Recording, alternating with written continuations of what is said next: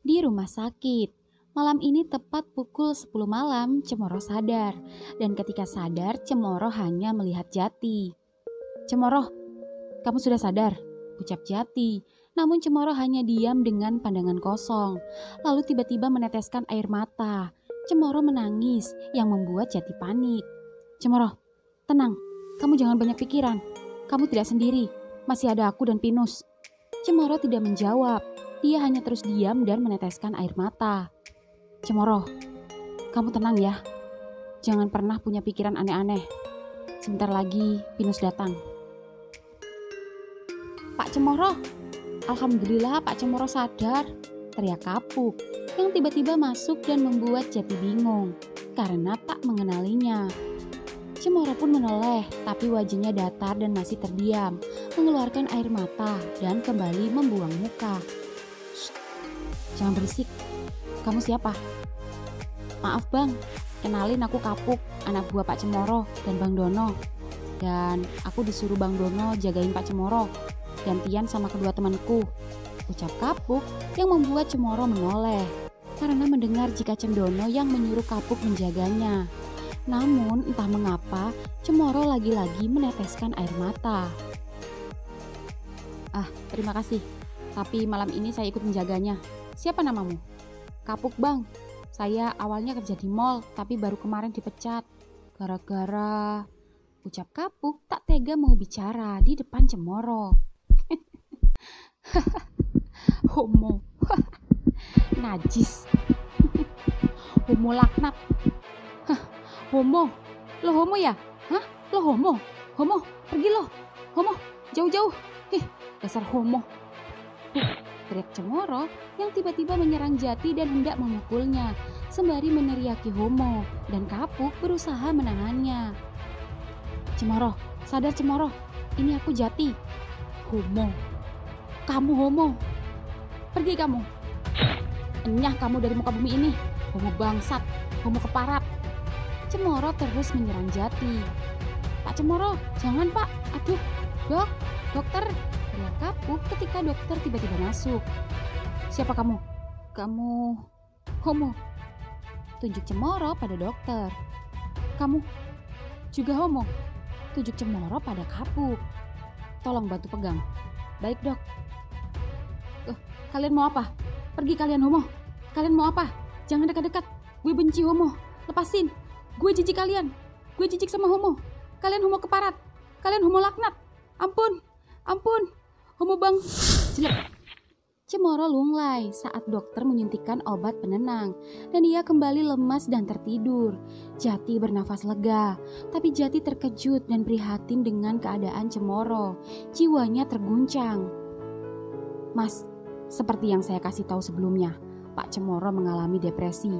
Dia masih harus menjalani rawat inap. Dan untuk kedepannya bisa dikoordinasikan dan harus minta persetujuan keluarga apabila Pak Cemoro hendak direhabilitasi." "Dok, dia sudah tidak memiliki keluarga. Maksud saya, keluarganya sudah membuangnya. Sayalah keluarganya." "Apapun itu, keluarga harus tahu karena yang berhak atas apa yang terjadi pada Pak Cemoro nanti. Apa bisa jika tak perlu direhabilitasi dan hanya psikiater saja? Jika sudah tidak ingat apapun dan membahayakan seperti ini, kondisinya sudah cukup parah, perlu direhab. Lebih baik silakan hubungin keluarganya mas, itu saran saya. Yang sabar." "Baik dok." "Bang, maksud dokter tadi gimana? Direhab?" "Iya pu, agar tidak membahayakan dirinya sendiri dan orang lain."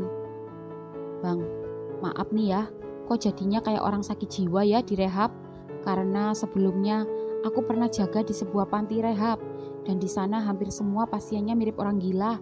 Teriak-teriak, nangis-nangis, ketawa-ketawa, ngomong sendiri, bahkan sampai ada yang ditaruh jeruji," ucap Kapuk yang membuat Jati tak kuasa menahan tangis.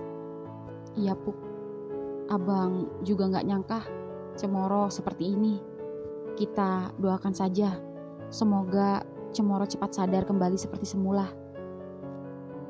"Aku juga gak nyangka kalau ingat Pak Cemoro di mall, orangnya memang tegas, terkesan galak, tapi dia itu baik sekali Pak aslinya.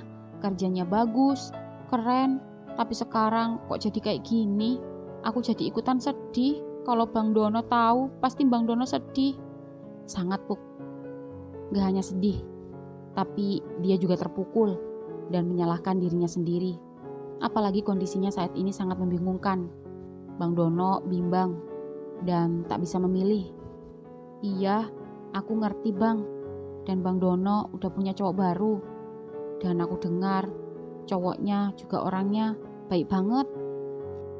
Tih, sayang, gimana keadaan Cemoro? Nus, Cemoro sudah gak ingat apa-apa lagi. Dia tadi menyerangku secara membabi buta dan meneriakiku homo. Apa? Iya Bang, gak cuma Bang Jati, aku dan Pak Dokter juga diserang.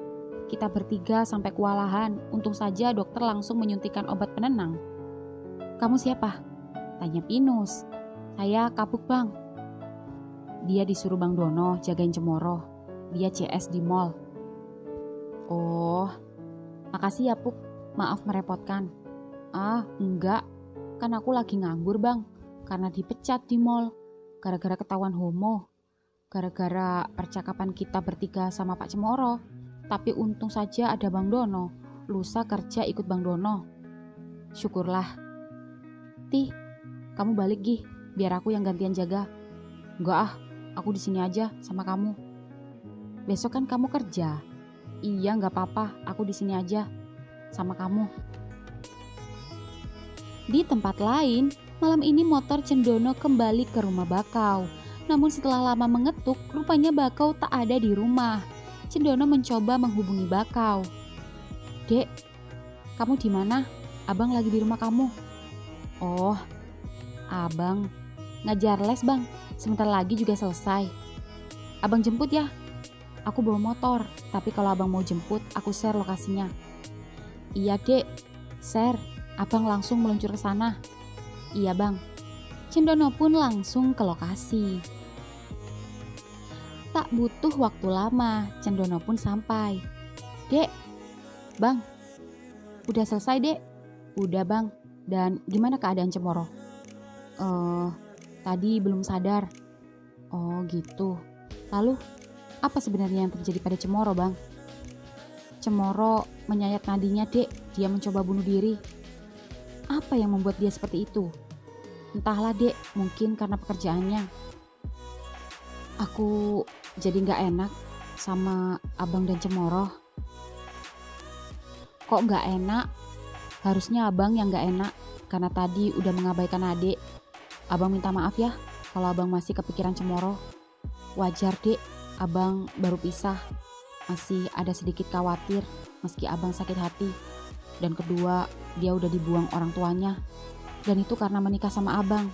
Jadi sedikit banyak abang gak enak jika gak peduli sama sekali sama Cemoro. Adek jangan marah ya sama abang. Iya bang. Tadinya aku sedikit sedih, tapi aku gak boleh egois. Aku bersikap lebih dewasa lagi dari pengalaman sebelumnya. Aku memaklumi abang baru berpisah. Aku pun juga begitu. Dan kita sudah sama-sama berjanji kemarin untuk jalani ini pelan-pelan. Iya dek, makasih banyak ya dek, kamu pengertian sekali. Abang bangga sama kamu. Jalan yuk. Kemana bang? Adek mau kemana? Jangan ke kamar lagi ya dek. Tadi abang jahat, giliran adek udah tegang, abang kabur. Maaf ya dek, nanti kita lanjutin ya. Tapi sekarang abang lapar. Sama bang, adek pengen makan soto bang. Siap, adek duluan ya, abang di belakang. Iya bang. Di laundry, malam ini Sengon dan Ulin belum selesai mengepak-ngepak laundryan. Ulin, bunda cantik, ucap Ulin. Mbak Soka, punya anak-anak belum selesai setrika, ucap Sengon. Oh, Mbak kesini sebetulnya mau kasih bolu, sama mau nanya, apa benar Cemoro masuk rumah sakit? Oh, makasih Mbak. Iya Mbak, dia depresi, ucap Ulin. Ya ampun, kasihan sekali. Lalu apa kamu bisa antar Mbak ke rumah sakit? Mbak gak enak sendiri. Tapi kalau kamu masih belum selesai, ya udah besok aja Mbak kesana. Soalnya mumpung anak-anak pada tidur. Bisa banget Mbak, bentar gue ambil kunci motor. Gak usah bawa motor, Kan kita bertiga sama Sengon, pakai mobil Mbak aja. Mbak, maaf ya, aku nggak ikut. Aku besok aja. Tadi udah kesana, soalnya aku nunggu Mas Ringin. Bentar lagi ciloknya dateng. Sama Ulin aja yang berdua ya, nggak apa-apa kan? Ulin bisa kok naik mobil. Ulin mengerti jika Soka malu satu mobil dengannya karena takut menimbulkan fitnah. Dan kedua, Ulin tahu jika Soka malu dengannya. Ulin yang seolah mengerti kegundahan janda pujaan hatinya itu pun tak hilang akal. Tunggu bentar Mbak, ucap Ulin masuk ke kamarnya lalu tak lama kemudian kembali. Ngapain Lin? Kupikir ganti baju, ucap Sengon. Kagak, gue ngambil kunci motor. Yuk Mbak, berangkat. Naik motor? Enggak Mbak, gue naik motor dan Mbak ngikutin di belakang. Yuk. Oh, iya. Ngon, Mbak duluan ya. Iya Mbak, hati-hati. Ulin pun memakai helm dan perlahan melajukan motornya. Lalu Soka mengikutinya dari belakang. Soka memperhatikan Ulin dari dalam mobilnya. Ulin terlihat begitu baik perhatian pada anaknya. Soka sebetulnya sudah lama mengenal Ulin, tapi lebih dekat ketika dia sudah menyandang janda. Sebelum-sebelumnya, keduanya hanya saling sapa seperti biasa. Tak ada bedanya dengan semua tetangganya. Bahkan ketika suaminya masih ada, Ulin sering ngobrol dengan almarhum suaminya. Dan bahkan ketika sudah ada Sawit dan Pinang, Ulin sering mengajak mereka bermain. Tak heran jika Ulin dekat dengan kedua anak-anaknya. Motor Ulin pun berbelok menyeberang, dan Soka mengikutinya. Motor Ulin masuk ke parkiran motor rumah sakit, sedangkan Soka masuk ke parkiran mobil. Dan begitu motor terparkir, Ulin menunggu Soka di depan pintu parkir mobil. Entah mengapa saat ini jantung Ulin terasa berdebar. Ulin melipat kedua tangannya, menunggu janda cantiknya keluar parkiran. Dan tak lama kemudian, Soka keluar. Mbak, bisa kita langsung? Soalnya Mbak takut anak-anak kebangun nyariin Mbak. Iya Mbak, mari saya antar, Nyonya Soka, ucap Ulin yang seketika membuat Soka tersenyum lalu mengikutinya. Ruangannya di lantai 3, kita naik lift dulu. Silahkan, ucap Ulin memencet tombol lift. Oh iya. Dan di dalam lift, keduanya hanya diam, tak ada yang berani bicara. Pintu lift terbuka, Ulin membiarkan Soka keluar duluan dan kemudian menyusulnya. Mbak, belok kiri. Oh iya, itu dia kamarnya. Soka pun masuk. Assalamualaikum. Waalaikumsalam. Mbak Soka?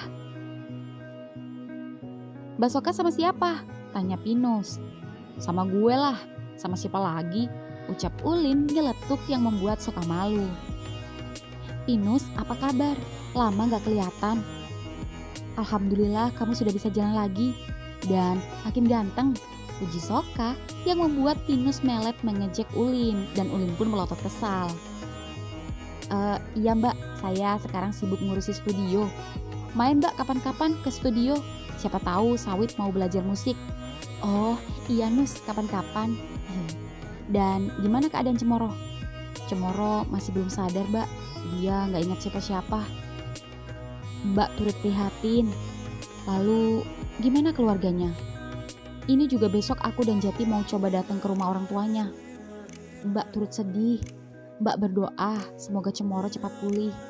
Dan ini Mbak bawa buah sama Mbak buatin bolu coklat keju. Karena kata Cendono waktu itu dia suka sekali kue bolu buatan Mbak. Semoga ketika dia sadar dia mau makan. Iya Mbak, Cemoro suka sekali bolu atau kue coklat keju. Tapi kalau nanti dia nggak mau makan, biar aku dan Jati yang makan. Aku juga suka. Iya, alhamdulillah. Oh iya, mana Jati? Jati keluar Mbak sama Kapuk, anak buah Cendono, beli makan. Oh gitu. Kalau begitu Mbak pamit ya. Mbak nggak bisa lama-lama, takut anak-anak kebangun. Iya Mbak, makasih banyak ya. Sama-sama. Yuk Lin. Soka keluar ruangan dan begitu Ulin hendak keluar. Bro, mantap. Ucap Pinus yang membuat berbalik di samping pintu dan teriak lirih. Doain, masih usaha. Sip, pepet terus. Ulin pun berlari menyusul Soka. Entah mengapa Ulin merasa sedih saat keduanya hendak berpisah di antara parkiran motor dan parkiran mobil. Jujur, Ulin masih ingin berlama-lama bersama Soka. Ulin benar-benar sudah gak tahan ingin menikah dengan Soka, tapi Soka masih takut menikah. Mbak duluan aja, ucap Ulin terpaksa pasrah. Berangkat bareng, pulang juga harus bareng. Ayo, ambil motormu, Mbak tunggu. Iya Mbak. Soka pun meminggirkan mobilnya, lalu tak lama kemudian, Tintin, Ulin mengklakson motornya. Soka pun mengikuti di belakangnya. Tak lama kemudian, air rintik-rintik menerpa kaca mobil Soka. Malam ini gerimis tiba, dan ketika Soka menyeka kaca mobil, Soka melihat Ulin tiba-tiba berhenti. Soka pun yang penasaran akhirnya minggir. Lin, ada apa? Mbak, jangan keluar. Hujannya semakin deras. Dan gue bocor. Mbak duluan aja. Gue masih mau nuntun ke bengkel dulu. Itu kayaknya di depan ada bengkel. Lin, tunggu bentar ya. Hah? Soka tiba-tiba melajukan mobilnya dan dari jauh Ulin bisa melihat jika mobil Soka berhenti di bengkel. Dan tak lama kemudian 2 karyawan bengkel menghampirinya dan disusul mobil Soka yang kembali. Mas, tolong urusin ya mas. Beres Mbak. Mas, sini motornya. Saya bawa ke bengkel. Mas pulang aja, besok diambil. Ucap mas-mas bengkel yang membuat Ulin bengong. Loh, terus gue pulang sama siapa? Ya sama Mbak Lin. Ayo masuk. Hah? Iya, ayo masuk. Badanmu basah tuh. Apa gak apa-apa Mbak? Basah ini Mbak. Ayo buruan, Mbak tinggal nih. Jangan. Iya Mbak. Ulin pun masuk mobil. Lalu Soka melepas syalnya dan mengasihkannya pada Ulin. Lin, keringkan rambutmu pakai syal Mbak, biar rambut basahmu gak semakin basahin mobil Mbak. Iya Mbak. Ulin pun mengeringkan rambutnya dan mobilnya pun jalan. Ulin senang tak terkira dengan sikap Soka yang perhatian kepadanya. Mbak, apa Mbak gak apa-apa? Kalau keadaan kayak gini ya gak apa-apa. Kan emang beneran kronologinya ban kamu bocor. Ya Mbak nolongin, udah itu aja. Apa salahnya? Dan apa pikiran tetangga? Kecuali kalau kita sengaja jalan bareng. Tapi gue rasa tetangga gak bakal ngomong apa-apa walaupun tahu kita jalan bareng. Maksud kamu? Lupakan Mbak. Tapi malam ini gue makasih banget Mbak udah mau nolongin gue. Bukankah sesama bertetangga kita harus saling tolong-menolong? Apalagi jika tetangga kita sedang kesusahan. Tapi sebagai tetangga, Mbak gak bisa nolong hati gue yang kesusahan karena selalu ngarepin Mbak. Lin, bercanda Mbak, tapi serius. Lin, bisa gak sih kamu jangan ngerayu-ngerayu Mbak? Mbak carikan cewek ya.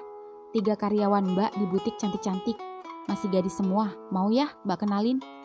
Gak mau, gue mau bundanya Sawit Pinang. Lin, udah sampai. Ucap Soka tak berani menatap Ulin. Lalu tiba-tiba Ulin dengan sengaja berani mendekati Soka. Ujung hidungnya hampir menempel di telinga Soka. Dan aroma harum tubuh Soka membuat Ulin terpejam sesaat. Lalu kemudian membuka matanya sembari berbisik. Soka, terima kasih. Panggilan Ulin pada Soka yang tak biasa itu seketika membuat Soka menoleh heran dengan wajah tanda tanya. Sedangkan Ulin turun dari mobil.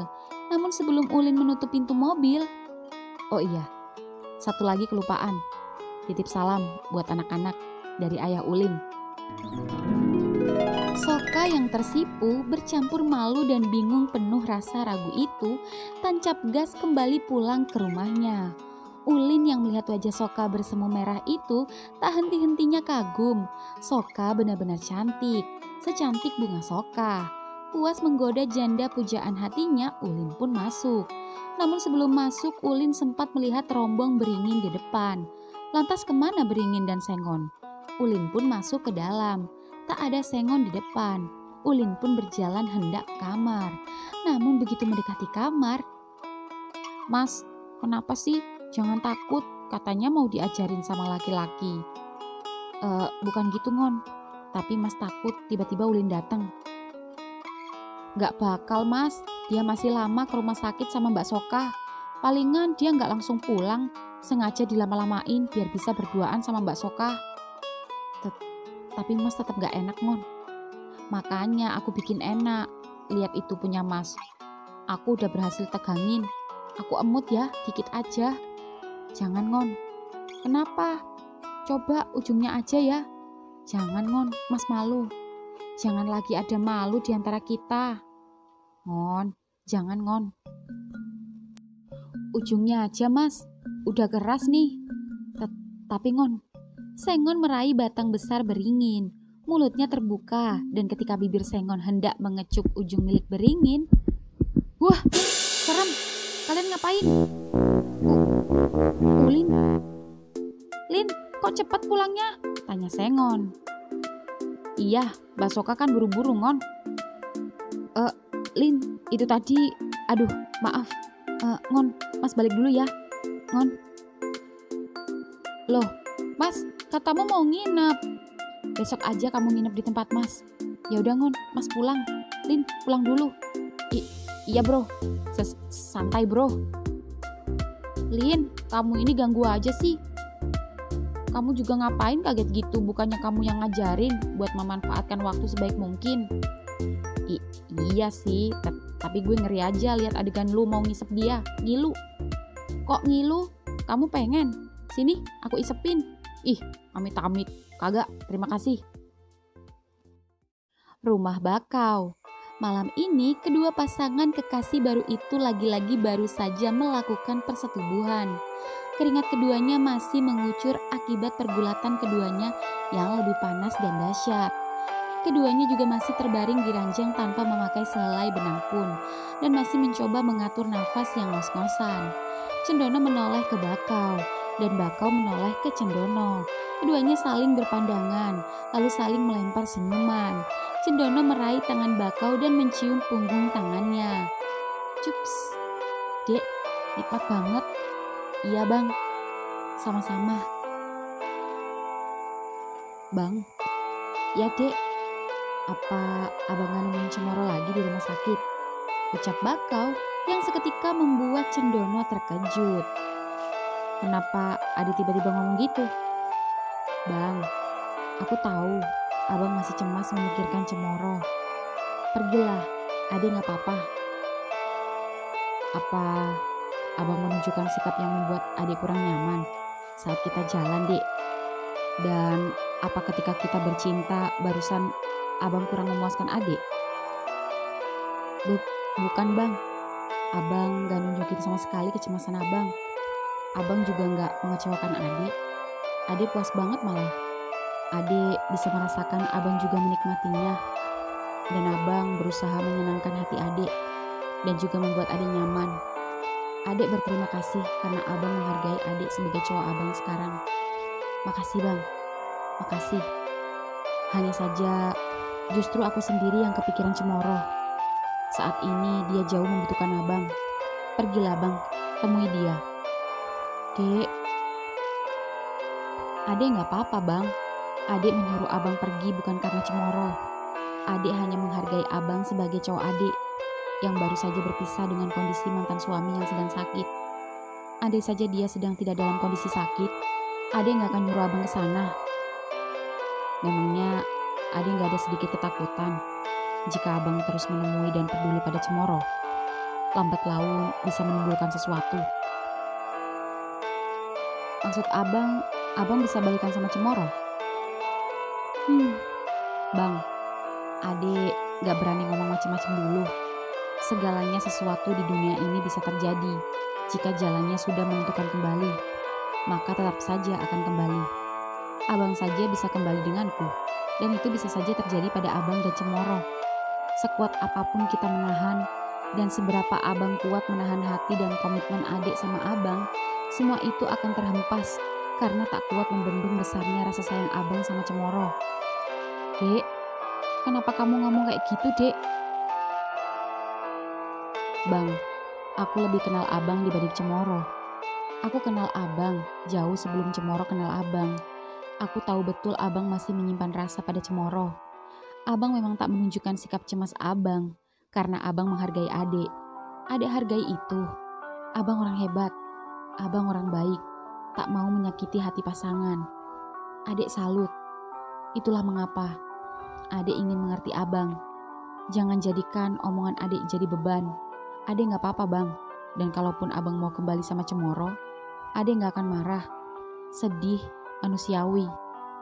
Tapi bukan sedih karena adik kecewa sama abang. Adik cuma sedih hadir lagi di antara kalian yang belum sepenuhnya pisah. Kalian pisah di lidah, tapi tidak pisah di hati. Pergilah bang, temui Cemoro. Ucapan Bakau membuat Cendono semakin bingung. Bakau begitu baik dan pengertian. Cendono semakin kagum pada Bakau dan semakin tak ingin mengecewakan Bakau. Kepalanya seakan mau pecah, otak dan hatinya tak sinkron. Cendono tak mau mengecewakan Bakau, tapi jujur di dalam hatinya Cendono juga masih berat pada Cemoro, meskipun sudah tersakiti. Bang, abang jangan berpikir banyak. Percaya sama adik. Adik gak apa-apa? Enggak dek, malam ini abang pengen di sini sama adik. Lagi pula abang sudah menyuruh Kapuk untuk menjaga Cemoro. Abang malam ini pengen nginep sama adik, ucap Cendono merangkul Bakau. Abang yakin? Yakin dek. Ya sudah kalau begitu, ucap Bakau tidur di ketiak Cendono. Dek, ya bang. Dek, abang memang gak janji suatu saat bakal kembali sama Cemoro. Tapi abang sudah janji sama adik, kita jalani hubungan ini pelan-pelan, sambil sama-sama berusaha dan sama-sama berjuang. Dan saat ini abang sedang berjuang. Bantu abang ya dek, ucap Cendono sembari mengelus pundak Bakau. Iya bang, adik akan bantu semampu adik. Bakau pun tidur nyaman di pelukan Cendono. Dan ketika Bakau tertidur, Cendono mengambil HP-nya. Dia ngecat Jati. Dan Cendono seketika syok saat melihat pesan balasan Jati yang menjelaskan kondisi Cemoro semakin memprihatinkan. Sampai-sampai tak mengenali sahabatnya dan seperti orang gila. Tak terasa air matanya menetes. Ingin sekali ia bisa menjadi obat agar bisa menjadi penyembuh untuk Cemoro.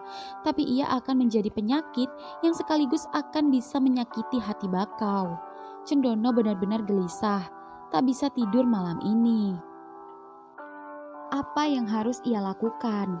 Apalagi besok Pinus akan menemui kedua orang tuanya. Harusnya bukan Pinus, harusnya dia yang bertanggung jawab ke rumah Cemoro. Karena Cemoro kabur meninggalkan kedua orang tuanya demi Cendono. Tapi Cendono besok harus kerja. Dan kalaupun bisa, bagaimana jika keduanya orang tuanya itu menanyakan apa yang mengakibatkan anaknya bisa seperti ini? Dan bagaimana jika kedua orang tuanya tahu jika anaknya gila karena Cendono? Sudah pasti Cendono akan merasa jadi orang paling terkejam dan paling bersalah di hidupnya.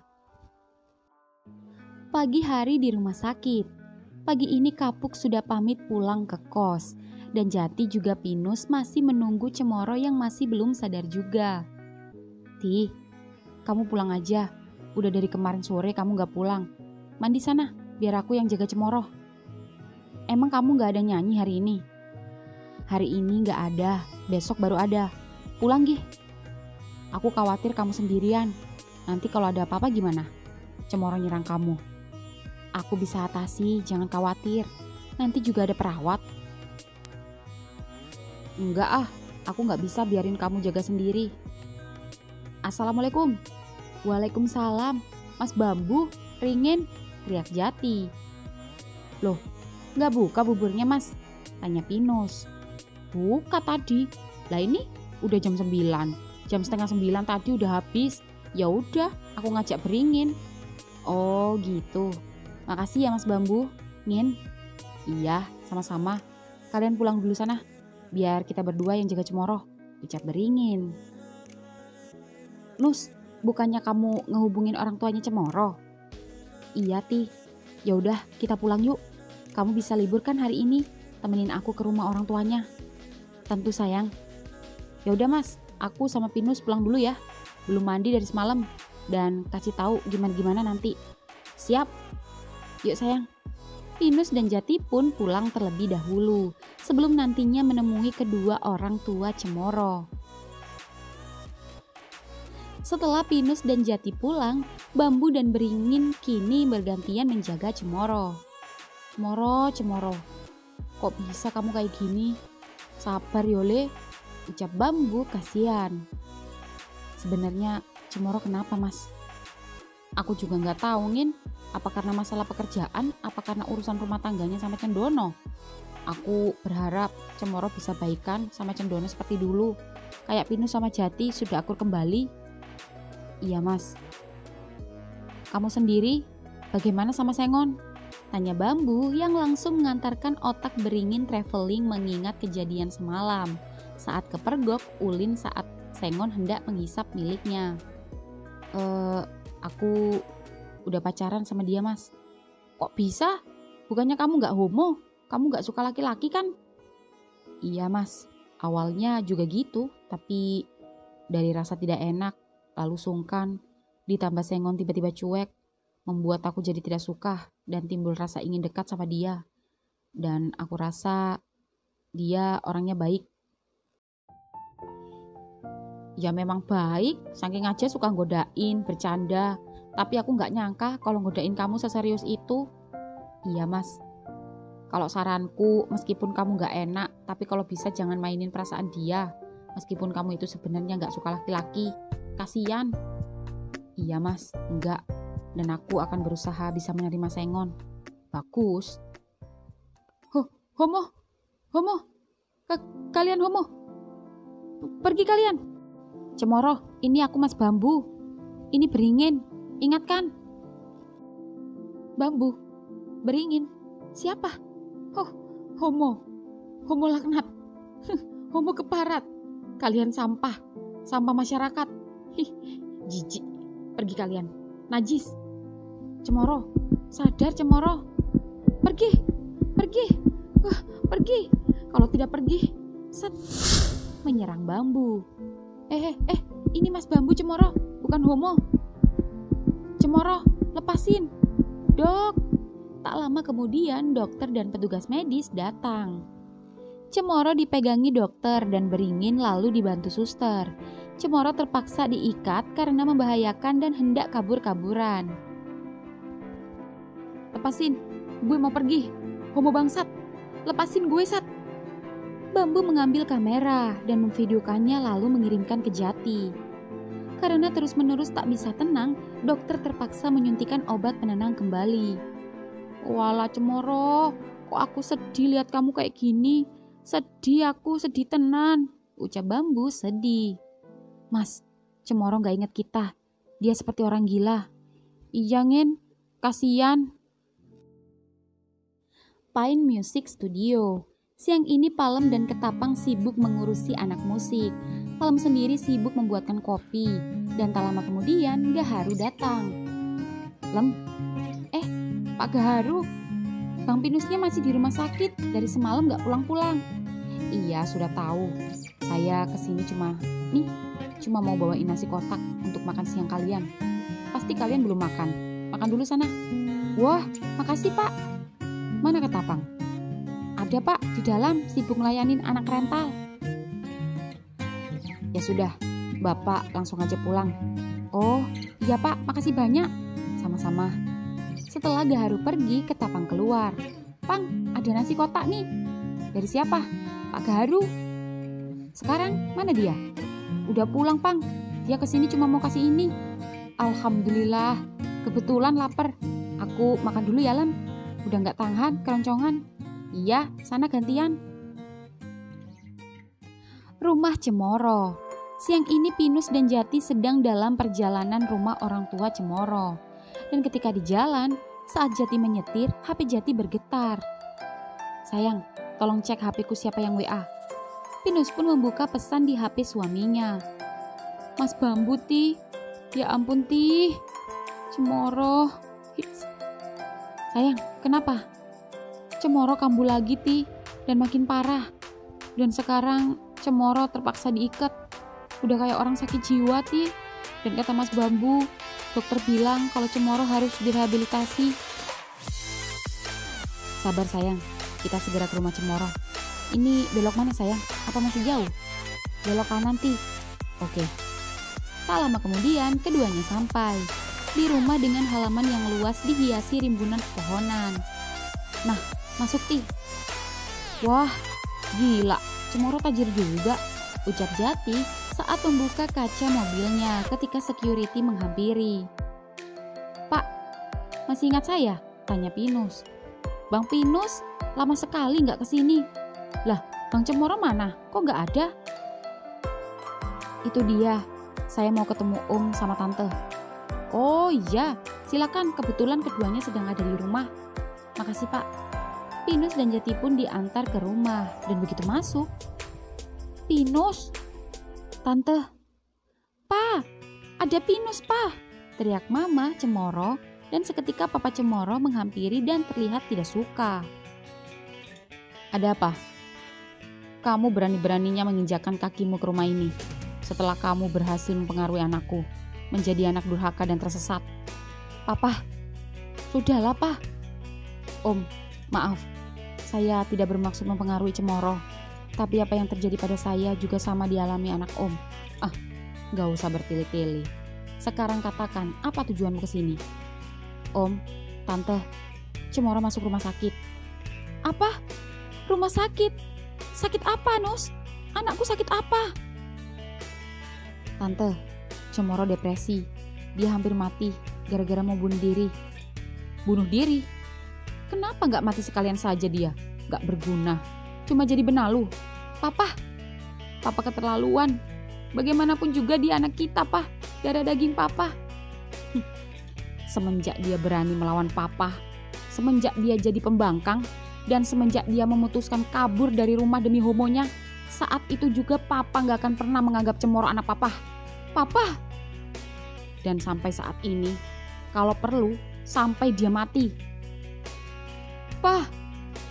Papa jahat sama anak sendiri. Papa, kalau Papa gak menganggap Cemoro anak Papa, bagaimanapun dan apapun yang dialami Cemoro tetap anak Mama. Aku yang mengandungnya, aku yang melahirkannya, aku yang merasakan bagaimana Cemoro saat ini.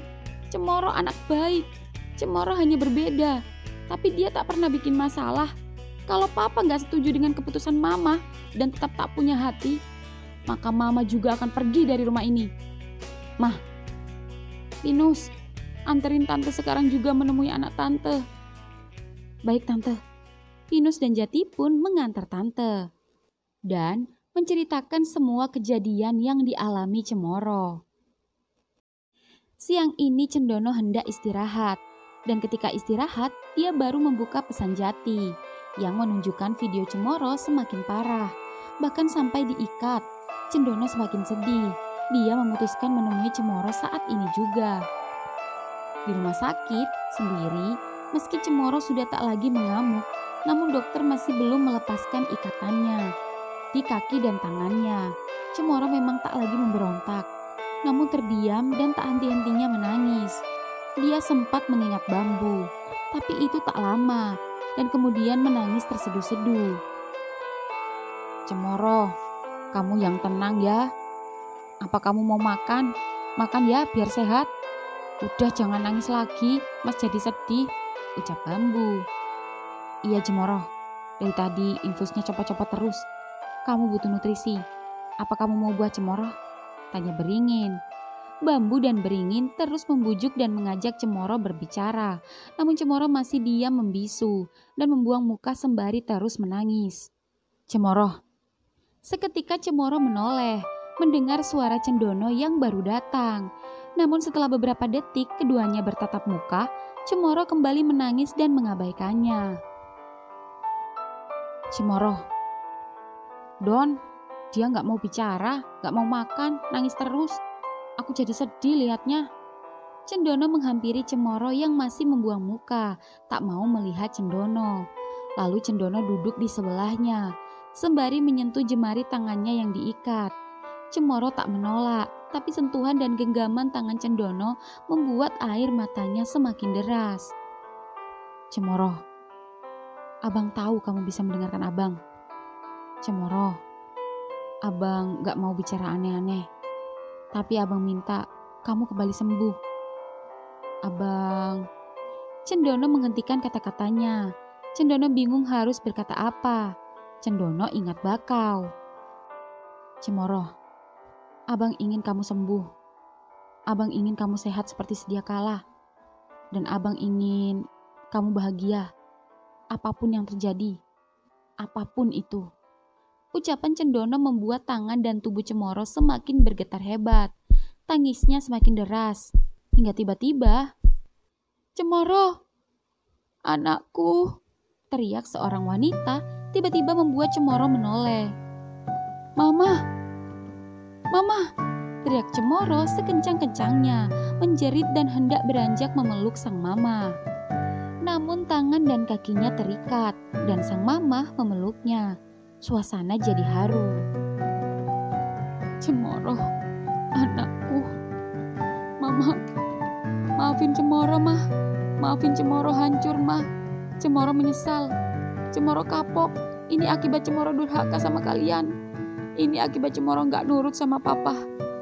Cemoro janji, Cemoro akan jadi anak baik-baik. Cemoro janji Cemoro gak akan mengecewakan mama papa lagi. Ampun, Mah. Ampun. Cemoro menyesal. Cemoro menyesal. Iya, Nak. Mama maafin, Nak. Mama maafkan. Melihat keduanya, seketika seisi ruangan tersentuh. Tak terkecuali Cendono yang turut mengeluarkan air matanya. Dok, tolong buka ikatannya. Saya gak gila, Dok. Saya gak gila. Saya masih waras. Saya mau peluk mama saya, Dok. Dokter pun membuka semua ikatan Cemoro satu persatu. Dan begitu ikatan terakhir terlepas, seorang laki-laki dengan uban di seluruh kepalanya, namun masih tampak gagah dan tampan di usianya, masuk ruangan dan menghampiri Cemoro. Mama, Cemoro. Papa, Papa. Seketika Cemoro beranjak dari ranjang dan bersujud di kaki sang papa, sembari menangis meminta ampun. Papa, maafin Cemoro, Pak. Cemoro salah. Cemoro minta maaf. Cemoro, bangun. Bangun, Nak. Papa juga minta maaf. Bangun, Papa maafkan. Sudah, lupakan semuanya. Kita mulai dari awal lagi. Cemoro mengangguk senang. Lalu ketiganya berpelukan. Di saat Cemoro bercengkerama dengan kedua orang tuanya, Jati, Pinus, Beringin, dan Bambu keluar ruangan. Syukurlah, Cemoro sudah sadar. Abang senang. Lalu, bagaimana dengan kalian ke depannya, Bang? Tanya Pinus. Iya, Bang. Apa Abang masih sayang sama Cemoro? Tanya Jati, tapi Cendono terdiam sejenak, lalu menjawab. Tih, Nus, kalian kan tahu kita sudah berpisah. Dan Abang udah punya Bakau. Iya, tahu. Abang udah punya Bakau. Yang aku tanya, Abang masih sayang Cemoro nggak? Ti, udahlah. Kok kamu jadi yang banyak tanya? Abang kan tadi udah bilang dia udah punya Bakau. Ucap Pinus yang membuat Cendono semakin bingung. Nus, Ti, Abang gak bisa lama-lama. Abang harus kembali ke proyek. Abang tinggal dulu ya. Iya, Bang. Pine Music Studio. Sore ini Ketapang dan Palem sedang sibuk mengurusi anak musik dan hendak menelpon jika ada mic dan ada yang tak berfungsi. Ketapang pun menghubungi Pinus. Bang, ya Bang, gimana? Mic-nya ada yang gak berfungsi satu di room 3. Abang masih di rumah sakit. Ini udah mau ke studio. Oke, Abang mampir ke toko musik dulu. Iya Bang. Gimana Bang? Tanya Palem. Beres. Kalau gitu, room 3 kosongkan dulu. Udah dari tadi Lem. Bang, aku kencing dulu ya. Nitip kafe. 15 menit kemudian, Pinus dan Jati datang. Pang, Palem mana? Abang bawa durian nih, tadi banyak di pinggir jalan. Wah, si Palem kalau tahu senang banget nih Bang. Udah dari semalam dia ngebet pengen durian. Dia lagi pipis Bang. Lem, Palem, ada durian nih. Pang, mana duriannya? Tuh di Bang Jati. Lem, ambil pisau. abang yang belah duriannya. Tih, aku mau cek sound sama masang mic dulu ya, sebentar. Oke sayang, cepetan ya, duriannya enak nih. Iya, kalian makan dulu dah. Wah, montok-montok duriannya. Manis bang, ucap Palem senang.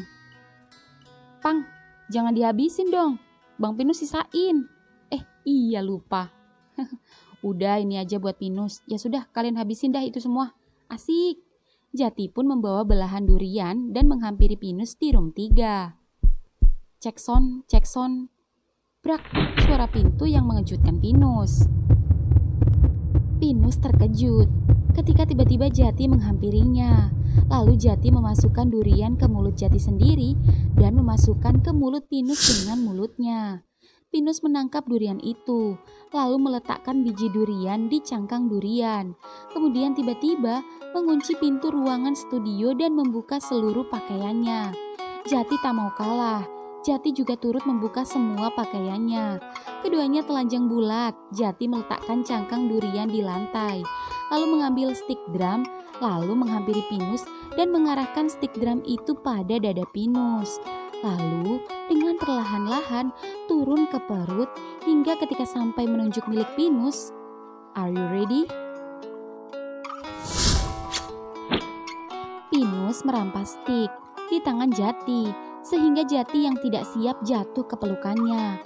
Dan sekarang giliran Pinus yang memeluk dan tangan kanannya menggesekkan stick drum itu ke belahan pantat Jati.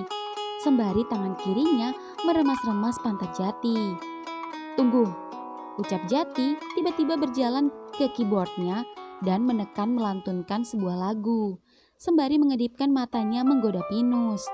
Pinus sendiri pun yang masih dengan stik daging yang tegang itu berjalan menghampiri Jati lalu duduk pada drum dan memulai memainkannya.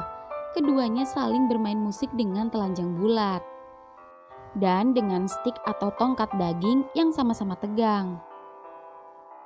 Melihat pantat dan punggung Jati yang bergoyang menikmati alunan musik, membuat Pinus berhenti mengetukkan stik drumnya.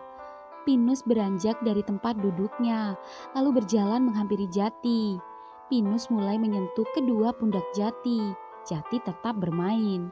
Pinus menyentuh pinggang Jati. Jati tetap bermain. Lalu Pinus mencium punggung Jati, menjulurkan lidahnya, menuruni garis punggung Jati. Dan Jati masih tetap bermain. Namun begitu Pinus mulai berjongkok dan membuka belahan pantat Jati, permainan jari Jati pada keyboardnya mulai ngawur. Nadanya mulai tak beraturan. Jati terus sekuat tenaga menahan serangan nikmat yang diberikan Pinus. Jari jemarinya masih mampu menekan keyboard. Namun alunan itu seketika terhenti. Jari jemarinya tak kuat menekan tombol nada. Ketika Pinus tiba-tiba berdiri, menahan dadanya dan berhasil menembuskan stik dalam sekali tembakan. Pinus mulai mendorong, sembari meremas-remas dada Jati yang tak seberapa kembung itu, tapi tetap seksi di matanya. Sembari mendorong, Jati mengambil gitar di sampingnya, lalu meletakkan di depan Jati sembari tetap merangkul dan menggenjotnya perlahan. Pinus bermain gitar dan Jati menggoyang Pinus dari depan. Luar biasa. Sensasi bercinta sambil bermain musik sungguh tak bisa diungkapkan dengan kata-kata. Namun cukup diungkapkan keduanya lewat nada. Di luar studio sendiri, Pang, Bang Pinus lama banget benahin sound systemnya. Keburu ada yang rental roomnya. Coba kita cek. Oke. Ketapang dan Palem pun menghampiri room 3. Dan ketika sudah di depan room 3, belum sempat memanggilnya, keduanya mendengar sesuatu. Nus, sudah kuduga, kamu mainnya lama-lama, kebanyakan tingkah kalau udah gak pincang. Tapi enak kan? Enak sayang, tapi pelan, sakit. Kalau terlalu kenceng, kan aku sudah lama gak dimasukin. Main slow aja kayak tadi. Gini ya? Ah, iya Nus, pelan. Tapi dalam, pelan, tapi mentok. Ti, ketat sekali punyamu Ti. Aku yang jadi top terus ya. Atur aja Danus. Ngangkang, Hah? Iya Ngangkang. Jati pun menurut. Lalu Pinus mengambil durian dan mengoleskan daging durian di belahan pantat Jati. Dan Pinus menjilat duren di belahan pantat Jati hingga Jati bergelinjang. Pinus yang puas menikmati lubang pantat dengan topping durian, kini giliran Jati yang menikmati batang Pinus dengan selai durian. Rasanya seperti dessert ternikmat di dunia yang pernah ada. Tih, aku gak tahan lagi. Pinus merebahkan lagi tubuh Jati dan menggempurnya tanpa ampun. Nus, fuck. Ah, nikmatnya, lengket-lengket nikmat. Nus, aku pengen keluar. Aku juga, Ti. Enak banget, Ti. Ah. Bang, udah belum cek soundnya? Teriak Tapang. Tih, buruan pakai baju, Tih. Iya, Nus. Pinus dan Jati pun memakai baju, lalu membuka pintu studio. Bang, kalian tadi latihan apa? Main apa sih, Bang? Minta ngajarin Pinus main bentar. Hihi. Ih, Bang Jati curang. Katanya kapan-kapan main bareng sama kita. Kok duluan main berdua? Tadi Bang Jati pegang apa? Tanya ke Tapang yang membuat Jati bingung menjawab apa. Tadi pegang stick. Ya kan, Ti? Ting ting.